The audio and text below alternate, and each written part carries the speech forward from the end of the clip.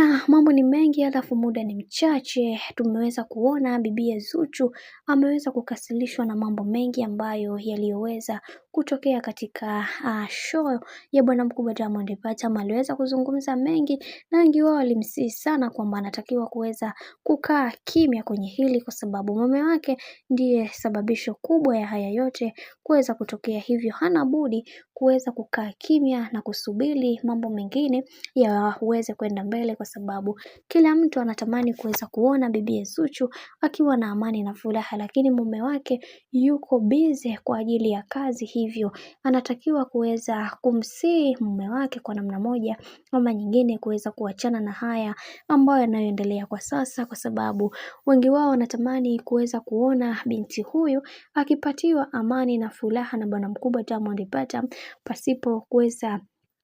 kuhofia kitu chochote. Na wengi wao waliweza kuzungumza mengi na kusema kwamba ifike kipindi kila kitu kiweze kukaa katika misingi na mikakati iliyo bora, lakini kuna mambo yanakera na yanaaibisha familia. Leo hii mimi nimekuwa moja kati ya mwanamke ambaye nasifika kwa uvumilivu. Si kwamba ni sifa bali ni ujinga ambao ninaufanya, kwa sababu nimekuwa nikimvumilia mwanaume ambaye mara zote amekuwa akinizalilisha mbele za watu, na nikiamini kwamba ipo siku atakuja kubadilika, lakini mambo yanazidi kuwa mengi zaidi. Kiukweli hili jambo limenifanya niongee kwa uchungu na kuzungumza haya yote, kwa sababu kuna vitu vingi vimekuwa vikitokea katika maisha yangu, hivyo natamani kuweza kusolve pale ambapo nilipoweza kukosea, lakini kadri siku zinavyozidi kwenda ndivyo mambo ambavyo yanavyozidi kubadilika, na mara zote nimekuwa nikiongea mengi juu ya yeye kuweza kubadilisha mwenendo wa maisha yake,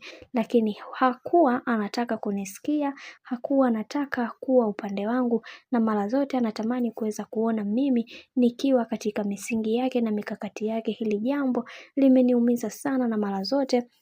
natamani kuweza kusolve sehemu ambao niliweza kukosea, lakini nashindwa kwa sababu sijui ni wapi ambapo nilipoweza kukosea. Kiukweli naumia sana kwa hiki ambacho anachokifanya bwana mkubwa Diamond Platnumz. Bwana, kama ambavyo tulivyoweza kuona, watu wengi wameweza kuongea juu ya haya yote, wengine wameweza kuzungumza na kusema kwamba kwa hiki kinachoendelea sasa, wacha tuone mwisho wake itakuwaje, kwa sababu kuna vitu vingi vimekuwa vikitokea katika maisha, hivi hatupaswa kuweza kuhakikisha kila kitu kinakaa katika misingi na mikakati iliyo bora zaidi, ili kuweza kufikia malengo ambayo watu wameweza kujiwekea. Kiukweli tuendelee kumwombea bibi Zuchu kwa namna moja ama nyingine kwa hii hali ambayo anayoipitia kwa sasa, kwa sababu kila mtu anaamini yeye ni mwanamke bora, na anatamani, wengi wao wanatamani kuweza kuona kila kitu kikiwa sawa katika upande wake, kwani watu wengi wanaamini kwenye kile ambacho wanachokiamini, na wengi wao